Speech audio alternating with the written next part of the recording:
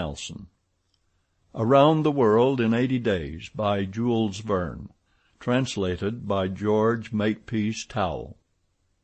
Chapter 1, in which Phileas Fogg and Passepartout accept each other, the one as master, the other as man.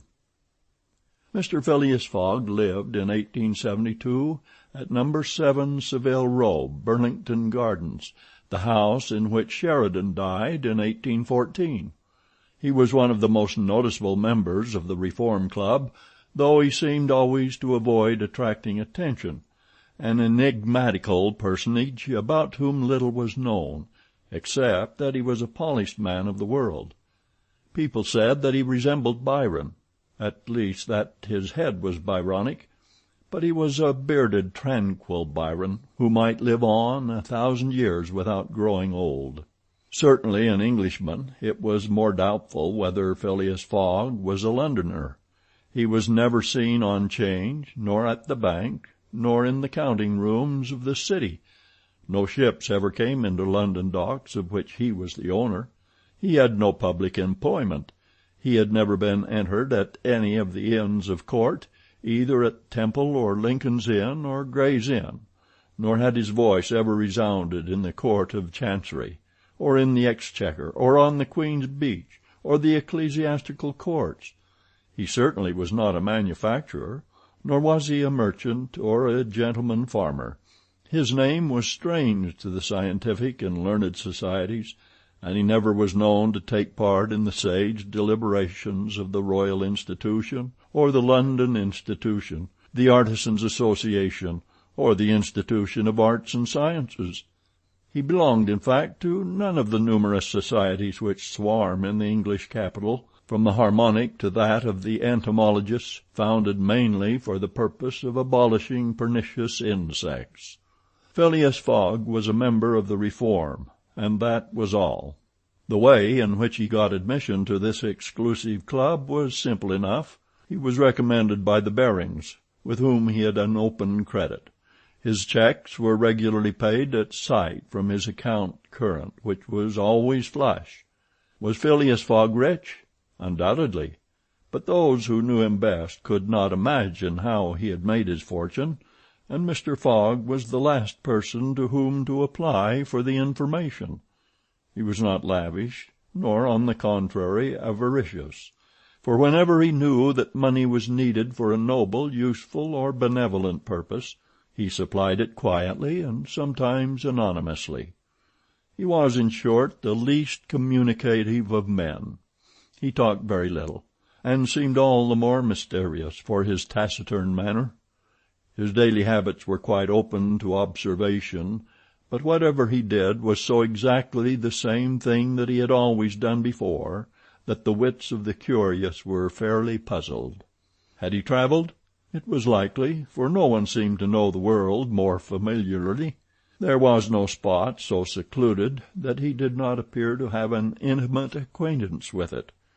He often corrected, with a few clear words, the 1,000 conjectures advanced by members of the club as to lost and unheard-of travellers, pointing out the true probabilities, and seeming as if gifted with a sort of second sight, so often did events justify his predictions.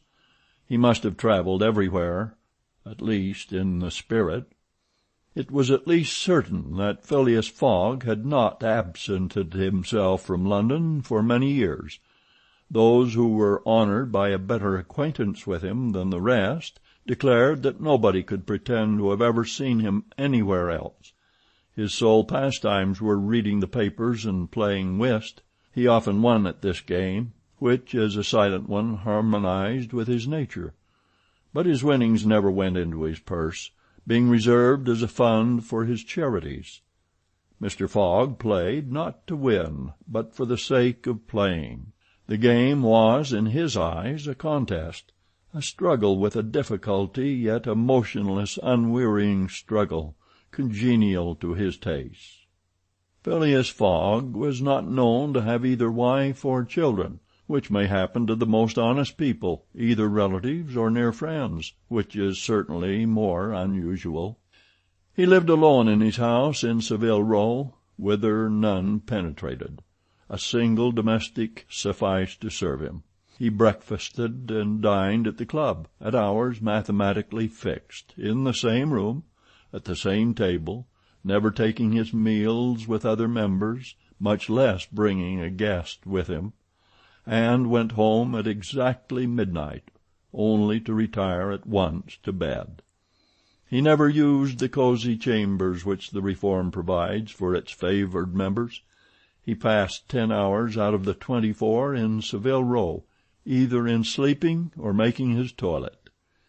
When he chose to take a walk, it was with a regular step in the entrance hall with its mosaic flooring, or in the circular gallery with its dome supported by 20 red porphyry Ionic columns and illumined by blue painted windows. When he breakfasted or dined, all the resources of the club, its kitchens and pantries, its buttery and dairy, aided to crowd his table with their most succulent stores. He was served by the gravest waiters, in dress coats and shoes with swan-skin soles, who proffered the viands in special porcelain and on the finest linen. Club decanters of a lost mold contained his sherry, his port, and his cinnamon-spiced claret, while his beverages were refreshingly cooled with ice, brought at great cost from the American lakes. If to live in this style is to be eccentric, it must be confessed that there is something good in eccentricity. The mansion in Savile Row, though not sumptuous, was exceedingly comfortable. The habits of its occupant were such as to demand but little from the sole domestic, but Phileas Fogg required him to be almost superhumanly prompt and regular. On this very 2nd of October he had dismissed James Forster because that luckless youth had brought him shaving water at 84 degrees Fahrenheit instead of 86, and he was awaiting his successor, who was due at the house between 11 and half past. Phileas Fogg was seated squarely in his armchair, his feet close together like those of a grenadier on parade, his hands resting on his knees, his body straight, his head erect. He was steadily watching a complicated clock which indicated the hours, the minutes, the seconds, the days, the months, and the years. At exactly 11:30, Mr. Fogg would, according to his daily habit, quit Savile Row and repair to the Reform. A rap at this moment sounded on the door of the cosy apartment where Phileas Fogg was seated, and James Forster, the dismissed servant, appeared. "The new servant," said he. A young man of 30 advanced and bowed. "You are a Frenchman, I believe?" asked Phileas Fogg. "And your name is John?" "Jean, if monsieur pleases," replied the newcomer. "Jean Passepartout, a surname which has clung to me because I have a natural aptness for going out of one business into another. I believe I'm honest, monsieur, but to be outspoken I've had several trades. I've been an itinerant singer, a circus rider, when I used to vault like Leotard, and dance on a rope like Blondine. Then I got to be a professor of gymnastics so as to make better use of my talents, and then I was a sergeant fireman at Paris, and assisted at many a big fire. But I quitted France 5 years ago, and wishing to taste the sweets of domestic life, took service as a valet here in England. Finding myself out of place, and hearing that Monsieur Phileas Fogg was the most exact and settled gentleman in the United Kingdom, I have come to Monsieur in the hope of living with him a tranquil life, and forgetting even the name of Passepartout." "Passepartout suits me," responded Mr. Fogg. "You are well recommended to me. I hear a good report of you. You know my conditions?" "Yes, monsieur." "Good. What time is it?" 22 minutes after 11, returned Passepartout, drawing an enormous silver watch from the depths of his pocket. "You are too slow," said Mr. Fogg. "Pardon me, monsieur, it is impossible—" "You are 4 minutes too slow." No matter, it's enough to mention the error.